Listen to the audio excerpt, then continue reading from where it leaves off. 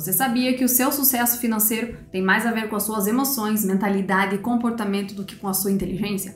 Pois é, não basta entender de investimentos se na prática você toma decisões ruins com seu dinheiro levado por suas emoções. Você já reparou que muita gente ganha bem e continua quebrada, enquanto outras pessoas têm um salário bem menor, mas ainda assim conseguem construir patrimônio?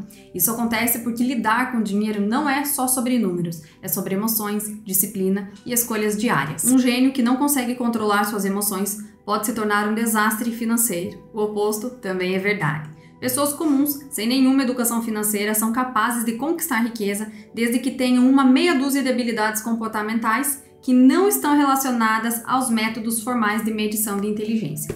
Essa é a premissa principal do livro A Psicologia Financeira. Quando o assunto é dinheiro, comportamento e o controle emocional acabam valendo muito mais do que a inteligência. Ou seja, não adianta ser um gênio se você se desespera na primeira queda da bolsa de valores ou gasta todo o seu dinheiro no primeiro impulso. No vídeo de hoje vamos ver 3 lições preciosas sobre mentalidade e dinheiro que estão nesse livro. Um tema muito importante, mas pouco explorado sobre a forma como nós lidamos com o dinheiro. Na primeira lição eu vou contar 2 histórias para você entender como que o seu comportamento com o dinheiro pode mudar uma vida inteira. A história de um simples faxineiro que acumulou uma fortuna de mais de 8 milhões de dólares investindo na bolsa de valores e a história de um executivo formado em Harvard que ganhava milhões e que perdeu tudo. Parece impossível, né? Mas as 2 histórias são reais e vão te surpreender e mostrar que comportamento é mais importante do que conhecimento técnico. A primeira história é de Ronald Reagan, um homem simples que trabalhou como frentista e faxineiro praticamente a vida toda. Nunca teve um grande salário, levava uma vida simples, modesta, discreta, sem esbanjar muito dinheiro. Aos 38 anos, ele comprou uma casa de 2 quartos e viveu nela pelo resto da sua vida.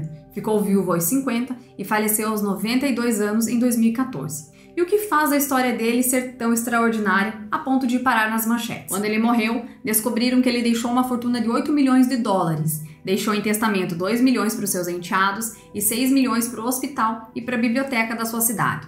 Todos que conheciam Ronald, seus amigos, colegas, vizinhos, ficaram perplexos, querendo saber de onde veio tanto dinheiro e como que ele conseguiu guardar toda aquela fortuna. E não, ele não ganhou na loteria, não assaltou nenhum banco e nem recebeu uma herança milionária.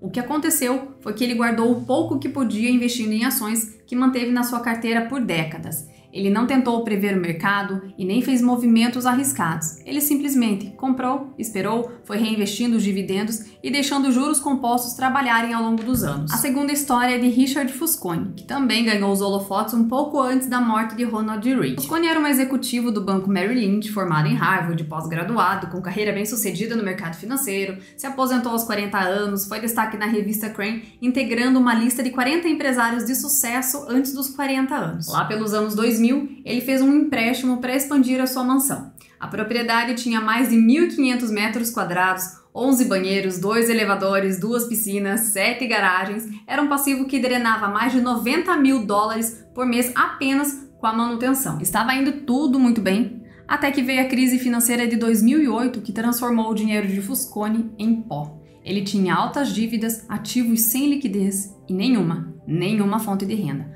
Olha que louco! De um lado, um faxineiro frentista que acumulou milhões só investindo com paciência e cautela. Do outro, um executivo formado em Harvard que fez fortuna, mas que quebrou porque viveu acima do padrão que podia. Isso nos mostra que o sucesso financeiro está muito mais ligado ao comportamento das pessoas do que o quanto de dinheiro que ela ganha ou possui. Ronald, por exemplo, focou no longo prazo, foi disciplinado, simples, não esbanjou dinheiro, enquanto Fusconi, mesmo com conhecimento técnico, formação em Harvard, arriscou muito mais e se perdeu no seu estilo de vida e também nas dívidas. Esse é o tipo de situação que só acontece no mercado financeiro. Em que outro setor, alguém como Ronald, faxineiro, sem diploma, sem estudo, sem treinamento, sem experiência, sem conexão, seria capaz de superar alguém que tem todos esses atributos? Sem diploma, experiência e especialização, ele poderia projetar um arranha-céu como um engenheiro faria? Ou quem sabe fazer um transplante de coração melhor do que um cirurgião? Não poderia. Ainda assim, mesmo sendo ele faxineiro e frentista, ele teve acesso ao mesmo mercado que estava disponível para o Fusconi.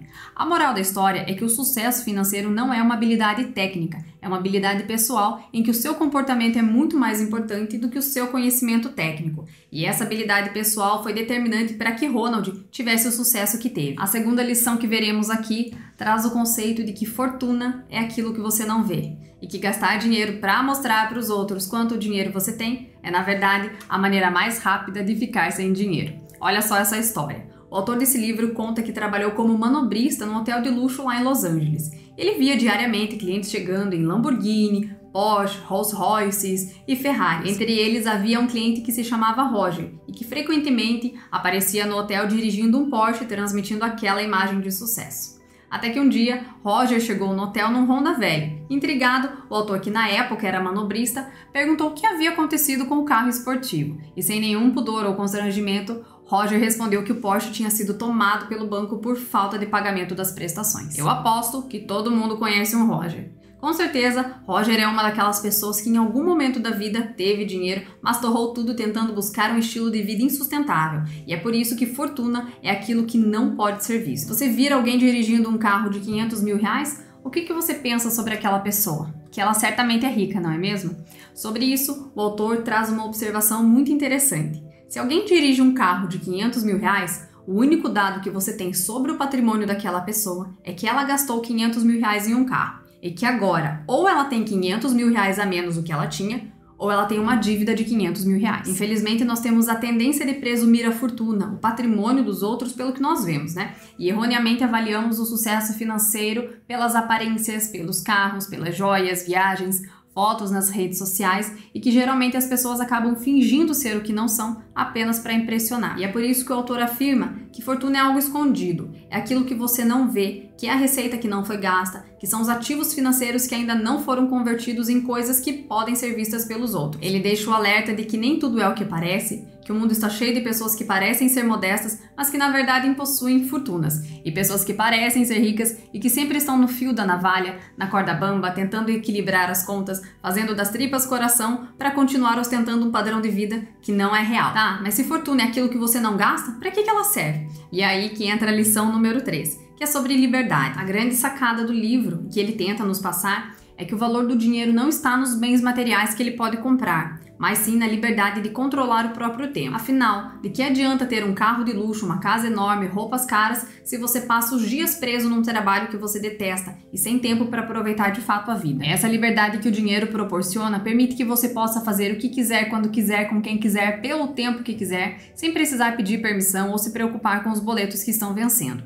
No fim das contas, essa autonomia é o que te dá a chance de viver a vida nos seus próprios termos. Se você tem uma reserva financeira, uma renda passiva pingando todo mês aí na sua conta, se você tem um colchão financeiro, você ganha algo muito mais valioso do que qualquer bem material, que é a tranquilidade de escolher. Escolher onde e como trabalhar, escolher passar mais tempo com a família, escolher viajar sem pressa, escolher se dedicar a um processo que você ama sem medo de ficar sem dinheiro no final do mês. Em resumo, o dinheiro, quando bem utilizado, te coloca na posição de ditar as regras da sua própria vida. No fim das contas, a verdadeira riqueza não está nos bens que acumulamos, mas na liberdade de viver a vida no nosso próprio ritmo, sem correria, sem amarras e sem arrependimentos. E essas foram apenas 3 das 20 regras desse livro, que sinceramente eu acho que todo mundo deveria ler.